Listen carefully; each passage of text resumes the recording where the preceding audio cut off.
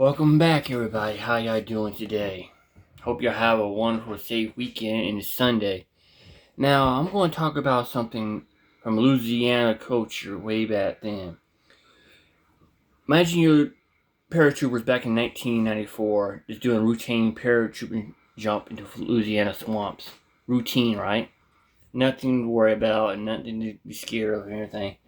But then, what if one of the legends of Louisiana decided to put their sights on you? That's what happened to the paratroopers in 1994 Louisiana.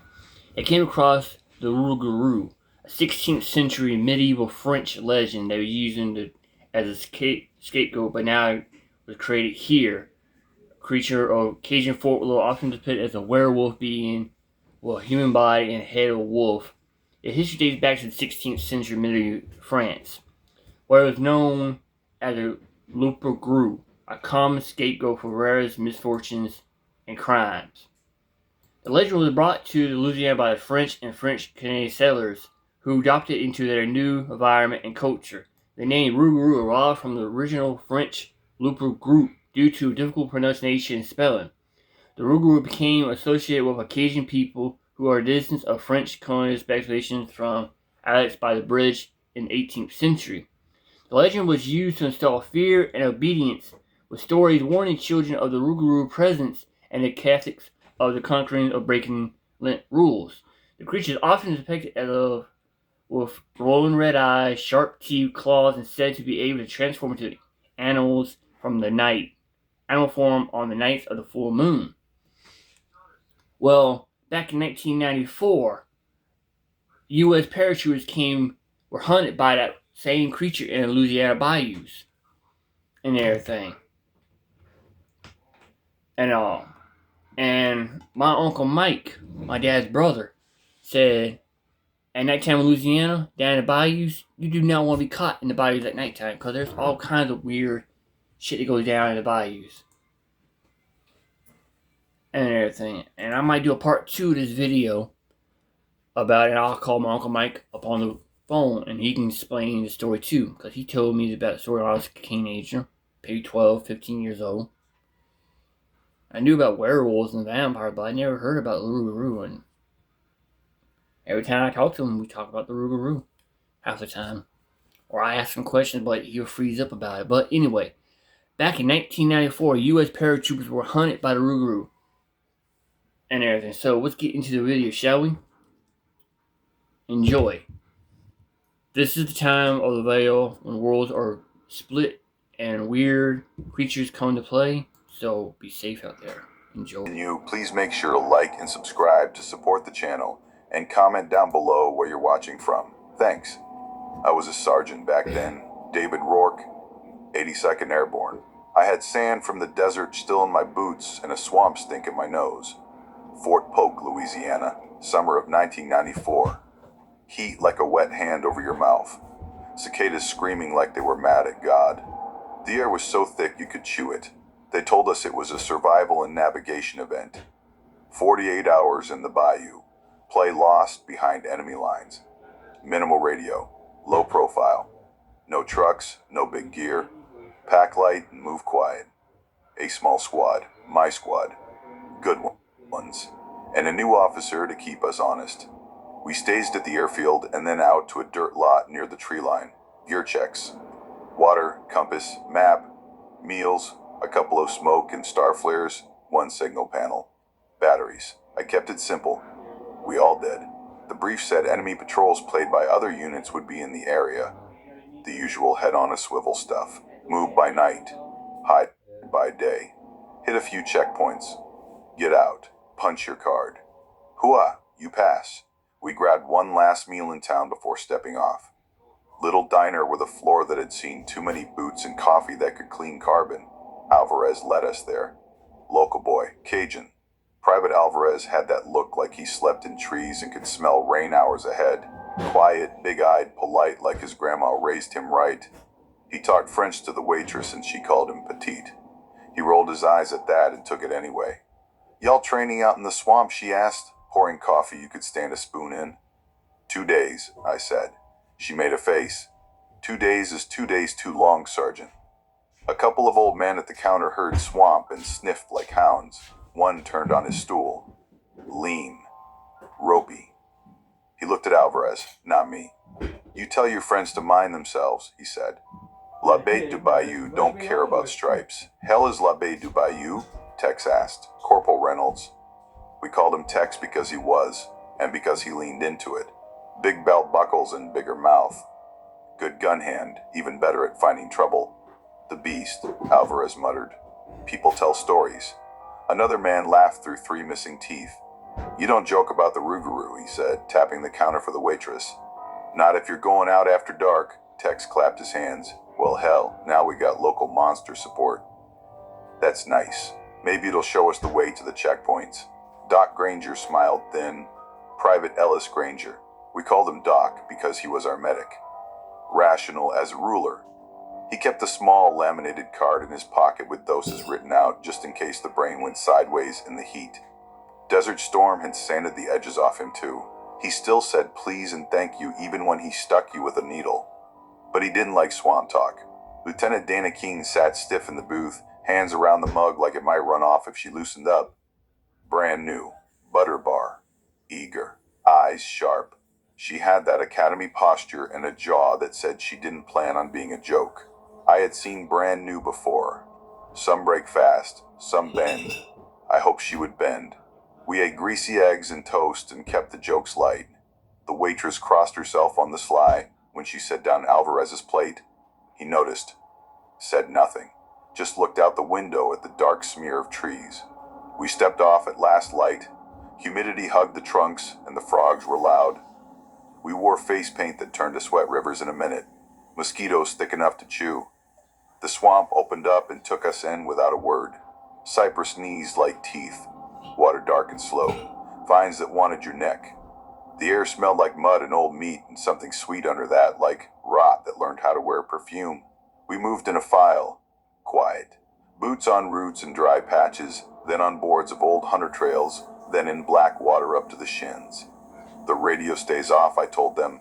We do it by the book. Checkpoints, pace counts, bearings. The maps were paper and already feeling damp. Compass in my palm, thumb on the dial, tape around the case so it wouldn't click. Alvarez took point, me behind him, then Tex, then Doc, Sanderson, and the rest. Keene moved near the back, taking it in. She would ask for a quick halt and whisper, Sergeant, confirm distance to Alpha, and I would whisper back, about 1 click more, ma'am, and she would nod like she had planned that already. We hit the first checkpoint late, small metal marker on a tree.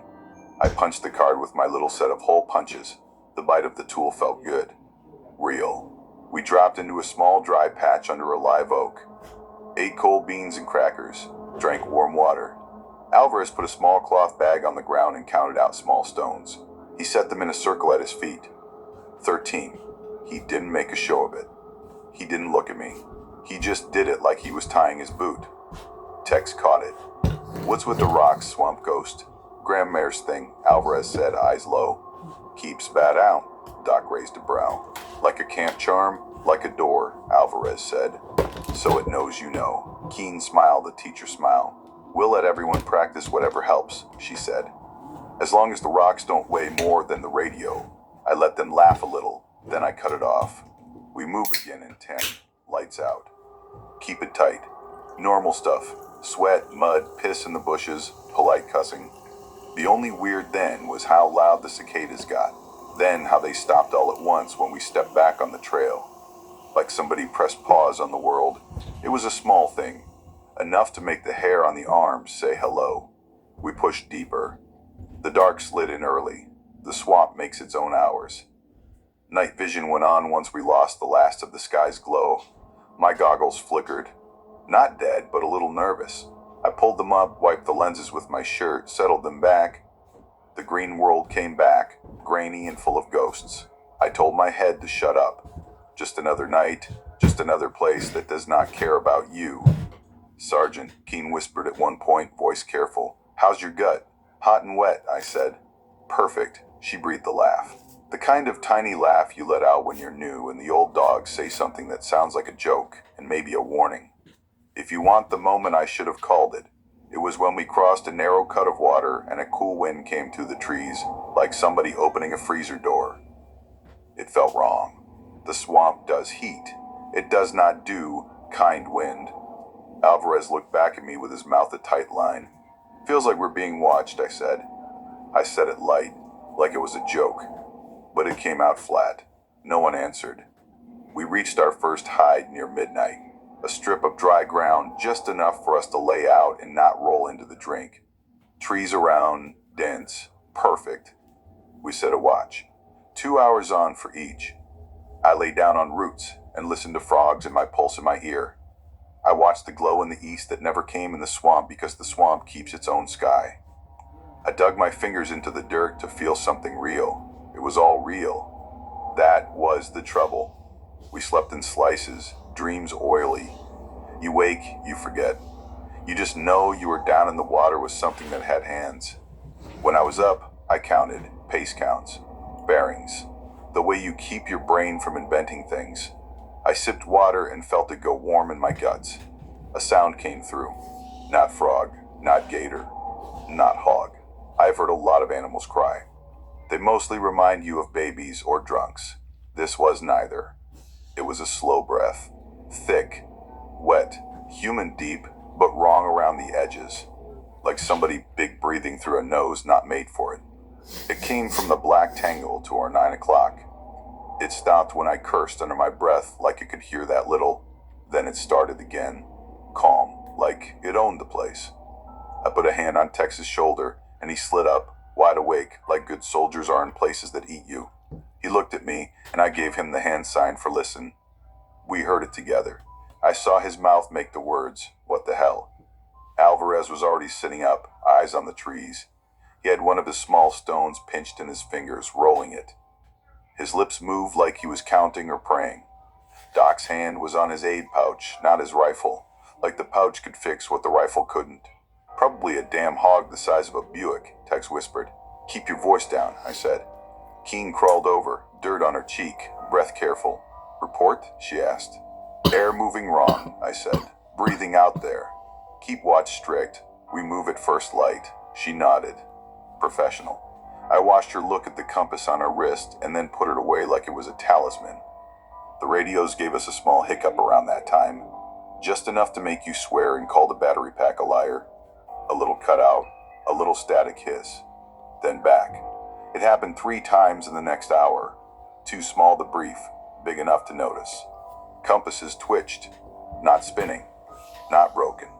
Just a quick quiver when you faced a few specific degrees. Like a dog turning its head at a sound. I hated to admit it, but the swamp started to feel like a room with someone in it. You ever roll into a bar and the air changes because the wrong person is there? Same thing. You tell yourself it's just you being a mammal. It's just the brain that learned to check the bush for eyes when it lived in caves. Okay, fine. Mammal brain was yelling. 13 stones, Alvarez whispered to himself when he thought no one was listening. 13 stones in a circle and you don't step out the circle when it's looking. Looking? Doc asked, mild eyebrow doing the doctor thing. You know the word, Alvarez said. Rougarou. You doing this to yourself, I said, not unkind. Save folklore for the fire pit back at the barracks. He nodded, but he did not stop rolling that stone. We moved again before dawn. The sky was a bruise. The cicadas started and stopped like a bad radio. The frogs acted like nothing mattered at all. We slid single file, boots quiet where we could, water up to knees, sometimes thighs. The swamp sucked at us. Smelled like hot pennies at one turn, like dead fish at another, like sugar gone rotten at another. Every bend was new and the same. We navigated to checkpoint Delta on the map, line by line. Keen was crisp, kept us on task. She was good with the map. I gave her that. She stopped once and shot a back azimuth, and when I checked her work, it matched mine. She shot me a look like she needed me to see she knew what she was doing. I did. It mattered. When we pulled a short halt on a strip of ground, Alvarez scraped a little circle with his boot and set 13 tiny stones. He put his canteen in the middle like a little altar. Tex made a face but said nothing. Doc squatted next to it and said under his breath, 13 is for bad luck. Why not 14, you nut? 13 keeps it guessing, Alvarez said. If you count wrong, it counts you. Christ, Tex said. Now numbers are after me. Enough, I said. We crossed a slough where the water went cold like a mouth exhaling again. The mist hugged it like a shawl. The trees had strips of fur and skin on them in one stretch. Not much. Like something brushed through and left a little coat behind. Doc touched one piece with a gloved finger and sniffed the glove. He grimaced. "Dog," he said. "Coyote?" Something canid. "Big dog," Tex said. "Big something," Doc said. Lieutenant Keene set her jaw. "We keep moving," she said. "Dawn, we hit Delta. We don't let campfire ghost stories or raccoons slow us." I almost smiled at her calling whatever shed that skin a raccoon. It was the kind of stubborn you want from an officer until it gets you hurt. We made Delta as the sky went pale. A tacked tin disc on a post, half swallowed by vines. I punched the card. Everyone took 15. Boots off, ring socks, dry feet, powder, new socks. Tex propped his rifle and lit a cigarette like the poster boy for bad choices. I let him have 2 drags, then made him snuff it. The smoke hung low. The world was gray. The fog turned the trees into paper cutouts. For a second, I felt like we were all in a snow globe. Somebody shook and forgot to put down. "I don't like it," I said. Not to anyone, just to the dirt. The dirt did not answer. It very rarely does. We found the fishing shack in mid-morning. Alvarez said it would be there before we saw it. "You smell it?" he asked. He wrinkled his nose. "Like low tide and pennies." We came on it through a stand of cypress. Crooked boards on stilts, roof half caved, dock teeth rotted out. Nets hung in tatters like old skin. A mullet skittered in the shallows below, scales flashing like a bad mirror. The door hung open. It moved on a swollen hinge and made a sound like a man clearing his throat. "Eyes," I said. "We go slow." We cleared it like we clear everything. Angles, hand signals, then push. The floor complained under us. There were 3 rooms, if you could call them rooms. A front with a sink and a table, then a narrow bunk room, then a little backspace where somebody once cleaned fish in their sins. The sink had a rust ring and black water. The table had a coffee can where somebody dropped nails until they stopped. The bunk smelled like feet and mildew. The back room smelled like the inside of a raw throat. Doc pointed at the planks near the back. Dark streaks. Not wet now. Old, but not old. Dried blood. You could see the brown starbursts where drops hit and spread. The boards were scarred like claws had worried them. I put my palm against one and felt the grooves. Deep, more than an angry raccoon. Deeper than a knife, unless the hand on it had a reason and too much time. The air tasted like copper and old sun. "Someone got hurt here," Doc said. "Bad. Maybe a hog. Could be a hog. No hoof marks," Alvarez said, quiet. "No tusk scrapes on the posts. People sometimes hang hogs," Tex said, but his voice had nothing behind it. "They bleed 'em." "Then where's the hook?" Alvarez asked. We stepped out back. The dock had boards missing. Between the gaps, black water like oil. Something moved under it. Not fast, just a roll. A sense. Tex leaned and the dock groaned like it was tired of him and all of us in this whole idea. We cut a line a little upriver from the shack and found the boar, or what was left of it. It lay in the shallow reeds, half on its side. The hide was peeled back like a shirt. The ribs were snapped outward like a man had pulled them with both hands and not gotten tired, and then snapped them again like twigs. The lungs were gone. The stomach was gone. It was precise. Not neat, just intentional. Like someone who knew meat had been at it. Doc squatted and stayed there longer than he should. He was trying to make it be a thing he understood. That was his way. He touched the snapped rib and winced. "Twisted," he said. "Not cut. Not chewed. Twisted out. That's a lot of force. Gator could do that if it rolled," Tex said. He wanted it to be a gator so bad I could smell it. "Then where are the drag marks?" Alvarez said. "Where the tail and belly went. Where the claw marks went." This thing wasn't rolled. It was opened. Keene put a hand to her mouth for a second, then put it down like she remembered who she was in front of. "We got to keep moving," she said, and her voice was steady again. "We marked this on the map in case the cadre want it later. We keep to the plan." I didn't argue. The plan keeps people alive. We took bearings. We moved. We left the shack behind us. But the swamp had started to breathe again. That slow, wet breath. You could tell yourself it was wind and reeds. You could. By late afternoon, the heat was a hammer again. We sweated, and the salt burned the skin raw where the gear rubbed. The bugs came like a curtain you had to push through with your face. We took a knee in a small rise with some brush around it and ate. The meals were slick and tasted like the inside of a battery. We ate them anyway. You don't eat because you want to. You eat because there is a next thing to do and you need to do it. Big Gator, Tex said again. He made it a joke every time, like hitting a bruise to see if it still hurt. Nobody laughed. He looked at me, a little desperate. We keep doing the simple things right, I said. That's the whole trick. Night came quick again. We set our tiny camp. I put Sanderson on watch first. Private Sanderson had that lanky kid energy. From Ohio or Iowa, I forget. Good heart. Good heart. He had a quiet way and asked about everything, like he wanted to do it right the first time. He grinned a lot. That stuck with me later. The grin. Night vision flickered again. A quick jitter. My heart banged because that's what hearts do when your one good set of eyes gets cranky. I tapped the housing. It steadied. I breathed. Something crashed slow in the brush to our east. Not close. Not far. Then stopped. Then the same to the west. Then nothing. The silence was a full thing you could hold. The motion sensor we hung on a string line clicked once like it had a tick. I scanned my sector. I saw movement. Up in the trees. Not the branches moving. A shape passing between them. Tall. Too fast for a man in water. Too smooth. I blinked and it was just green grain. I tuned the focus and saw nothing but leaves. And then I caught a leftover shimmer, like heat on a road. Instinct said something had been there and was now not there. Instinct is not a court of law. It still puts people in the ground.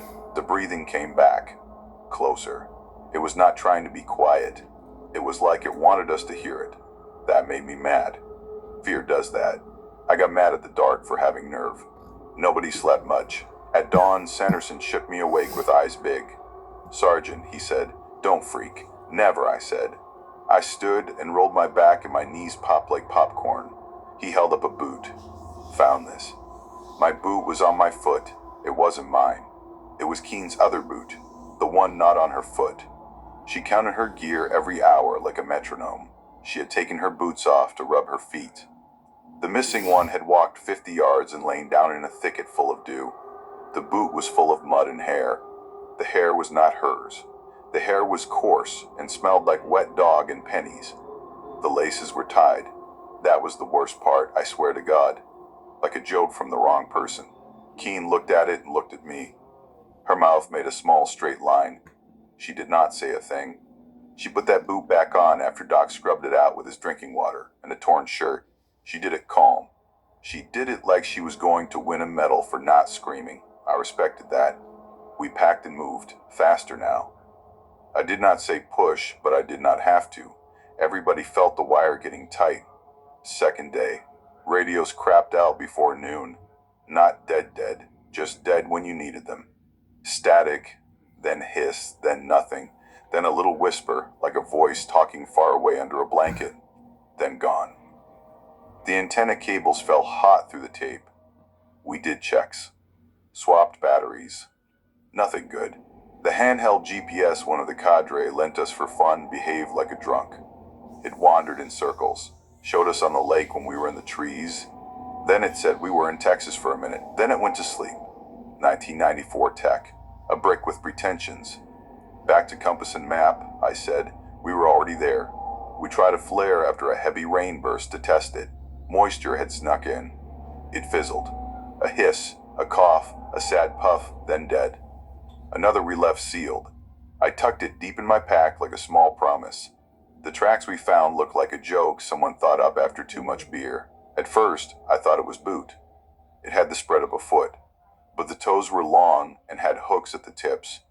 Claw points, not like a cat paw, more like fingers that got painted into a bad nightmare. The arch was wrong. The heel dug deep. The stride was too long for a man in water, too even for a big cat. Biped, Doc said. He said it quiet, like the word itself could get you in trouble. Bear? Keen asked because she wanted the world to have bears to tuck this into. Not here, Alvarez said. Not that. Not with that shape. Say it, Tex said to Alvarez, real harsh, like he wanted to punch the idea. Say your swamp dog word. Alvarez didn't smile. Rougarou, he said. Werewolf, but not the story kind. Old men call it a curse. Thing that hunts in the sugar cane and bayou. Not a fairy tale, a warning. Christ, Tex said. It's a hog, or some big bad dog somebody forgot to feed. Whatever it is, I said, we keep moving. Eyes out. Keep spacing. No hero crap. Nobody had room for jokes then. We hit a mud flat and cut across. Legs sucked. Sanderson went thigh deep and started to panic, but Tex hauled him out by the straps. They grinned at each other because people grin when they almost go under. It's weird. It's a thing you do to tell your brain you are not weak. That lasted about one breath. Doc Spook kicked something hard in the mud by accident. He bent and dug it out with 2 fingers. It was metal. A small rectangle of it. Dog tags. A set. The chain had snapped or been broken. He rubbed them with his thumb and the name came up under the mud. Not one of ours. A name I did not know. A blood type. The little notch at the end. Old style. He looked at me like maybe this was a kind of ghost story he did not care for. Could be dropped by Cadre, Keene said. Or left from an old exercise. Or somebody did not make it out, Alvarez said. He touched the tags and made a sign on his chest without thinking, then looked embarrassed and dropped his hand. We took them. You never leave a name in the mud. You take it and hand it to somebody who writes letters. Night. Second night is when people's brains start to come unglued. Food is old. Feet hurt like a swear word. Water tastes like a mop bucket. Everything looks like something. We set our camp on higher ground with water on 2 sides. Good field of fire in front. Give me 2 hours with a shovel and I could have dug something to feel safe behind. We had no shovel. We had 1 e-tool and that ground was roots and rock under an inch of muck, so we didn't pretend. Perimeter, I said. Motion sensors out. We used the little line alarms that run on small batteries, a cheap string, and a pull pin. Cadre issue. They tripped 3 times over nothing in the first hour. Branches, frogs, or not. We reset them. We set them again. We set them closer. It did not help. Around midnight, our supply crate slid. Alpha Team had cached a plastic box for us with 1 extra water jug, a coiled rope, and a few batteries. We tucked it up under the roots of a big cypress with a snarl of brush in front, and I set a line over it like a miser. We sat 15 yards from it, not asleep. The crate still went. We heard the drag, slow and soft, like someone who knows how to carry weight without showing it. We flashed lights and saw ripples in the black water where the crate had been. The line alarm was still set, pin unpulled. The brush was undisturbed. The box was gone. The water said nothing. It never does. Okay, Tex said. He said it to himself, and his voice sounded like he hated that word. He started seeing things after that. I don't blame him. He fired 2 shots at a shadow up in the trees. The shadow moved like it laughed. Then something screamed out in the dark. It was not human. It wasn't animal like I have heard. It was like a trumpet made of meat, long and wet and filled with iron. It did not say stay away. It said I am here and I will come. Safety on, I told him, and he clicked it on like it bit him. We did not talk about the fact that his second shot had gone through a branch as thick as Keene's wrist and splintered it, and I found a long black hair in the splinters. Coarse, not horsehair, not dog. I wrapped it in tape or on a pencil and stuck it in my pocket. Because if you don't make evidence, you go crazy. Evidence gives you something to argue with. Nobody slept. The moon found a hole in the canopy and looked sick. Fog moved in around 2 in the morning. Thick. You could chew it. It ate your light. It made the trees into shapes and the shapes into lies. The air went cool again, like a door had opened to a different place. The breathing started to circle us. Low growls under it, like a big engine idling way off. It would scrape a tree with something hard. Scritch. Scritch. Then silence. Then the same behind us. It knew how sound worked out there. It knew how to throw it and make us turn. Motion sensors went off and on like a nervous tick. We'd get up, scan, see nothing but dark and shapes, then sit. Then they'd go again. It felt like it was pulling us up and down on a string. That was the point. Tired men make mistakes. We saw eyes at 2:30, red in the light, not glowing on their own, reflecting. but high, higher than a man. Not in the tree, above the brush line, like something tall and long was watching from just back enough to stay guessing. The eyes did not blink. That felt important. They just looked. When we pointed 2 lights, the eyes slid sideways and lowered until they were gone. No branches cracked. No water splashed. It just decided to not be there. Perimeter tight, I said. No one moves without my say. We wait this bastard out. We set overlapping sectors. We shifted every 15 minutes to keep eyes fresh. The world did not care. At 0300, Sanderson disappeared. He was on watch. I had him near the left front, 2 paces from a big buttress trunk. He had his rifle slung because I had drilled that and drilled it again, and I can see him now standing there humming a stupid song under his breath to stay awake. 1 second he was there. I turned my head to check the right, called a quiet status, turned back, and Sanderson was gone like a hand had plucked him straight up. His rifle lay in the mud. The barrel was bent back at the tip like someone had grabbed it and said, "Not today." The sling had snapped. The stock had a long gouge in it like a claw had tasted it and decided it was not meat. There were footprints near where his boots had been. 1 set ours. 1 set the long things with claw points. No drag marks, no splash. No noise. Sanderson did not call out. That is the part that wakes me still. He did not even get a damn half syllable out. Doc got to the tree where Sanderson had been and put his hand on the bark. He pulled it back with a small sound. The bark had 4 deep grooves cut in, deep enough to see the wet live wood under, deep enough to plant a coin in. He touched the sap and smelled it, because Doc does things like that. He shook his head. His lips were tight. "It's playing with us," Keene said. She looked pale in the green light. She put her hand on her own wrist hard like she was taking her pulse. Then she said, "We break contact at dawn and move to the extraction point. We are being hunted." "Already are," Tex said. "Have been. It's just getting bored now. No more lone watches," I said. "Buddy pairs. Stay touching distance. The rest of that night stretched like a bad tendon. You look at your watch and think 20 minutes have gone. It has been 2. The fog pressed in, thick. When it finally thinned, the trees looked like they had moved while we weren't looking. When the birds started their psychotic morning song, we moved. The water was a black ribbon with dust on it. The air felt used. I did not count how many of us there were then. I knew. I felt the missing like a pulled tooth you cannot stop touching with the tongue. We made for the extraction point by the map. Waist-deep water for half of it. Mud with teeth for the other half. We did not stop. We drank on the move and pissed when we had to, and nobody asked for a break. The fog built back up late morning like it was personal. It turned into a wall. You could put your hand out and lose it at the wrist. You could hear your breath loud and not your buddies 2 steps away. Something moved under the water with us. Not fast, just there. Big enough to brush your calves like a dog trying to ask a question. Every time it touched a leg, the owner of the leg made a sound like a laugh and a sob, and then nobody did the laugh again. The thing did not bump hard. It was curious. That made it worse. Curiosity is for things with ideas. "Stick close," I said. "No one gets lost," Keene said right after me, like she could command the swamp itself. I wanted her certainty, like a pill. A splash to our left, another to our right. Not big, not small. Like a hand patting the surface. A frog jumped, then did not land, because something took it midair. I did not see teeth. I saw the space where it should have landed refuse to ripple with the frog's panic. It just sank, neat. Keene's nerves broke hard all at once. She fired 3 rounds at a shape in the fog that looked like a man. The shape did not move. The shape was a stump.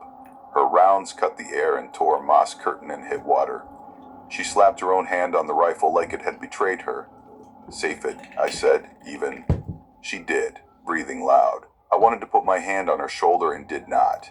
There are lines you do not cross, even when the world is crossing all yours. We found Tex at near dusk. I am leaving out hours of bad in between because those hours were the kind that make the skin on your back feel like a shirt 2 sizes too small. Hours of eyes and trees. Hours of small sounds on the path you want to call squirrels. Hours of motion sensors going off with nothing there, and and then staying quiet when something strode by heavy in the fog. Tex lay in a low spot near the base of a cypress. He looked like he had sat down to rest and then decided to sleep. His eyes were open. He had that look like he had just thought of a joke and wanted to tell me. His throat was shredded, not cut. Torn, ribs showing. The rifle was bent backward over his lap like a piece of rebar, some big machine did not respect. There were long marks on the bark behind him, like fingers that did not care about wood. We stood around him in a loose half circle and nobody said his name. We all knew saying it made it real in a way it already was. Alvarez whispered something in Cajun French.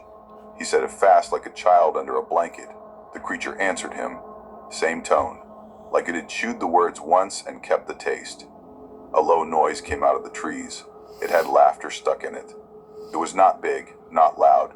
It was just right there. Move, I said, because you hear a thing like that, and you either run or you curl up and wait to die. We moved. The fog ate the last of the light.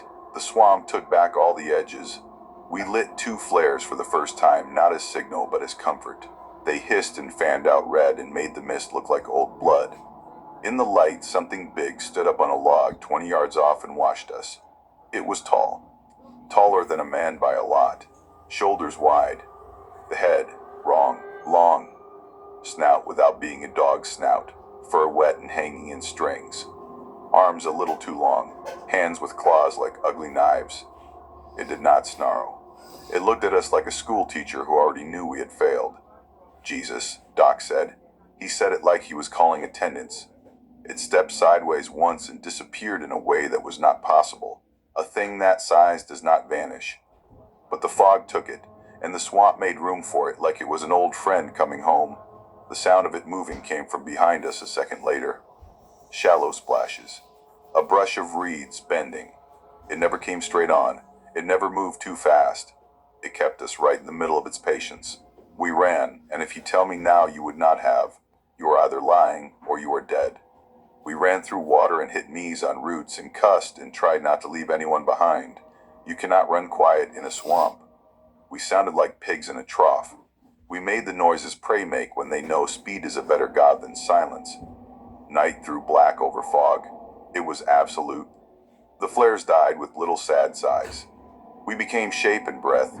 Alvarez's beads clicked against his rifle in a small counting way. He muttered again in French and in English, mixing. My grandfather said, keep 13, don't let it count you. The growl that came next was not big. It was intimate. Right at my ear. I turned and there was nothing but my own breath. We fell back to higher ground on instinct. The trees thinned a little and an old hunting trail cut into a small rise. We saw a cabin through the fog, and for a second it felt like we had seen land from a lifeboat. Old brown logs. A roof with holes. One small window like an eye. The door hung half off, but it was a door, and that meant walls. And walls are ideas as much as boards. We dug in there like rats.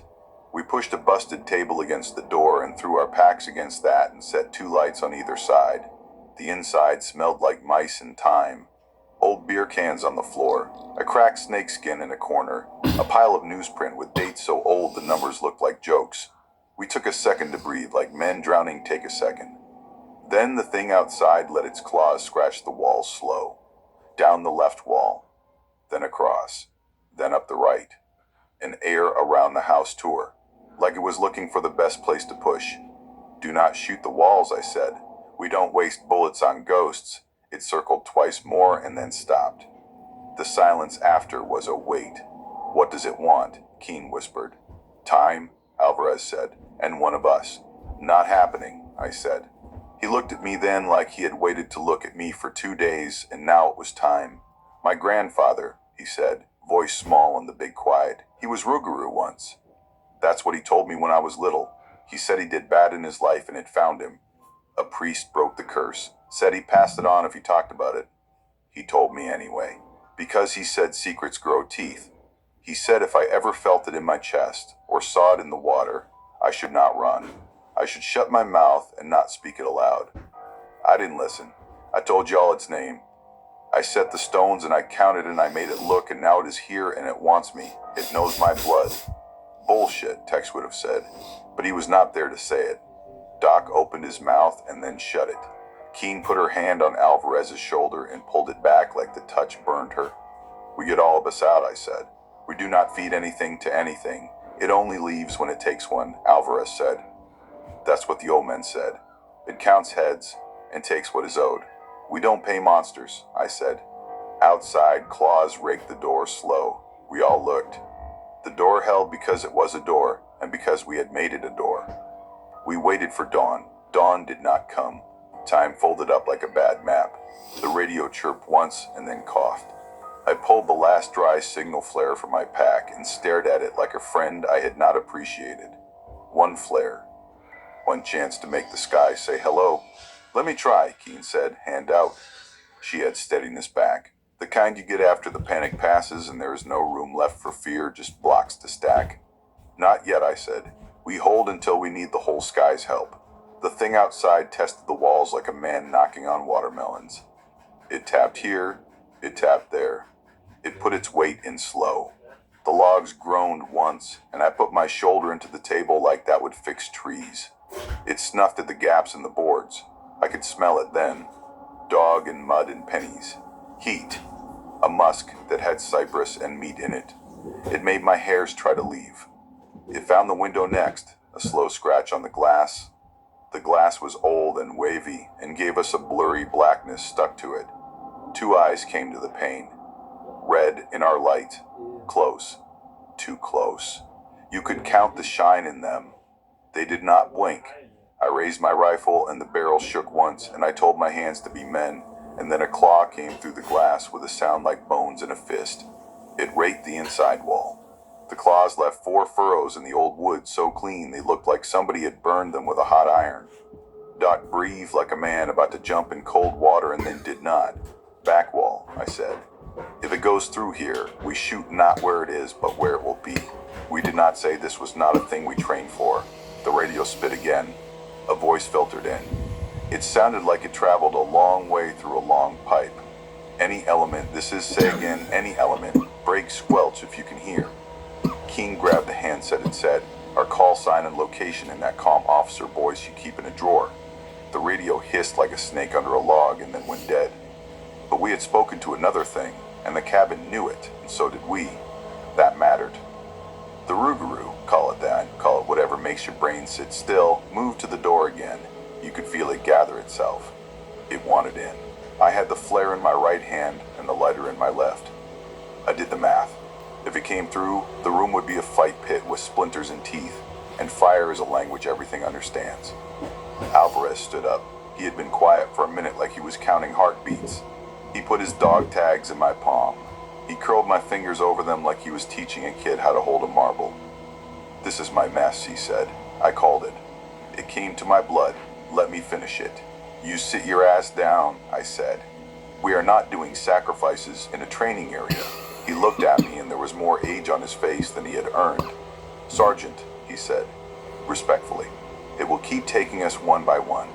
You know it. It's taking your count. You're not walking out that door," I said. He nodded like he agreed. Then he stepped fast and he was at the door and he pulled the table before Keen and I could grab him. He slipped through like he had practiced in his head. He stood on the porch boards that groaned like the last breath of a drunk. He lifted his chin and spoke. Cajun French, old words, fast. He spoke the name of the thing and then said the names of his father and his grandfather. And he asked for forgiveness and for a bargain. He was a private making deals with a legend, and I hated that I let him. I moved to drag him back, and the claw came through between us and set a line of fire on the back of my hand. I smelled my own skin and felt the heat from it, and I still think of that little line when I look at the scar. The Rougarou came fast then, faster than it had moved all night. It lunged in a way that was both on all fours and upright, like a man trying to remember how to run like a man. It hit Alvarez and they went off the porch and into the mud. The sound shook my teeth. Heat, fur, wet. A quick circle of dirt flew up like a dance floor. The thing made a noise like a laugh through a bad throat. Alvarez made a sound like a prayer wrapped around a scream. I raised my rifle and saw nothing but a tangle of limbs and claws and wet black fur and the white of Alvarez's eyes for one flicker. Keen fired. 2 shots. then 3. She aimed at shapes. She aimed at angles. She did not aim at Alvarez. The thing jerked and turned and put one claw along the post and split it. The roof sagged. Doc threw a light stick and it hit the mud and made a small, sick green pool. And in that pool, the thing looked at us over Alvarez's shoulder. Its eyes were old. It did not blink. I broke the flare and it hissed and turned the world red. I threw it at the Rougarou, not like a baseball, more like a bad pitch from a tired arm. The flare landed near its chest. The thing swiped at it like a cat. The phosphorus caught wet fur with a small, angry kiss. Then it bloomed. Fire crawled up its chest and danced across its face, and the smell made me gag. It roared then, the first real roar. Not a growl, not a breath. Full voice. The swamp answered with 100 bird wings beating the air, not because they cared, just because noise makes noise. The beast flailed and stepped back into the water. Steam hissed up. The fire did not like the water, and the water did not like the fire, and neither one. The thing's eyes stayed on me and then slid to Alvarez. It put one claw on his chest, not a slash. A weight, like a judge. Alvarez grabbed the claw with both hands and said something in French that sounded like "I forgive you." Then the Rougarou sank into the dark slough, burning in threads, and then the water took it, and the fire went out like a lie. Silence blew through the trees, one of those big round silences that feels like a bell. We stood not moving, because moving might break whatever this was. My heart beat in my teeth.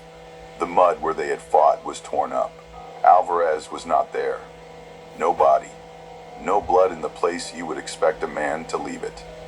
Just his dog tags in my hand and a little scorch on the porch and claw marks on everything. The cabin smelled like smoke and pennies and victory that had strings attached. "Sergeant," Keene said. Her voice was small. Do we have him? Do we? So we have us, I said. We held the cabin until the sky shifted from black to gray and the fog loosened its jaw. Then we pulled our table away like old men and stepped out. No tracks but ours. No splash but our feet. The Rougarou had taken itself under like a story going back in the mouth that told it. I put the flare tube back in my pack because I am an idiot, and because soldiers keep things they might need again even when those things are broken. The radio breathed once. A voice got through. It sounded farther away now, not closer, but it was there. The bird found us at first light. Rotors, then wind, then the hoist. No hero shots. Just 3 muddy idiots and a crew chief with a tired stare. We clipped in. Up and out. Back at the tent hospital, they scrubbed mud and wrote notes. My hand got 4 butterfly strips. Doc stared through me and kept pressure on it like he needed a job. Keene sat straight and said nothing. We filed the report. Hostile wildlife incident. Equipment failure. Area unsafe. The captain stamped it classified and moved on. Boxes checked. Paper eats the truth. That's how the machine keeps moving. They shut that training grid for a while. Environmental excuse. Red ink on the map. Cadre nodded like they'd seen worse. Sanderson's folks got the flag and the words. I wrote my letter by hand. Kept it simple. He did his duty. He didn't run. That much was true. Tex got a line at the memorial board and a toast in the barracks. Alvarez got quiet because there was nothing to return. A few months later, I took leave and drove south. No dress uniform, no talk. I went to Alvarez's bayou because it felt like someone should. Old man outside the store watched me watch the water. We nodded. That was enough. I walked the bank at dusk. Hot air. Mosquitoes doing their thing. No ghosts. Just mud, reeds, and a brown current that knew too much. I held his tags in my pocket. Felt the weight, said his name once. Not loud, just enough. A kid stood in the reeds 20 yards out. Skinny. Barefoot, staring like kids do when they don't have to be anywhere. His eyes caught the light wrong for half a second. That trick eyes do, or not a trick, hard to tell in that hour. He didn't smile, didn't wave. Just eased back into the green and was gone. Leaves closed like a zipper. The bugs went quiet for a beat, then came back mean. That's it. No big ending. No medals for monster hunting. No chaplain speech that fits. We went into the swamp for training. Something old hunted us. We pulled 2 survivors and a stack of lies out of it. The rest is noise.